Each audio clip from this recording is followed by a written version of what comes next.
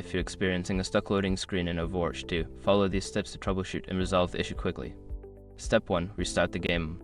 Close Overwatch 2 completely and restart it. Sometimes, a simple restart can fix temporary glitches that cause loading issues. Step 2. Check server status. Visit the official Overwatch website or social media channels to check if there are any server outages or maintenance. If the servers are down, you may need to wait until they are back online. Step 3. Update the game. Ensure that Overwatch 2 is updated to the latest version. Check for updates through your gaming platform Battle.net, console store, and install any available patches.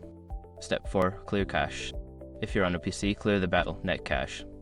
Exit the Battle.net client, navigate to the Battle.net folder and delete the cache folder. Restart the client and try launching the game again. Step 5. Reinstall the game. If the issue persists, consider uninstalling and then reinstalling Overwatch 2. This can resolve any corrupted files that may be causing the loading screen problem.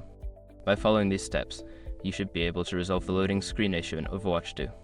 If the problem continues, consider reaching out to Blizzard support for further assistance.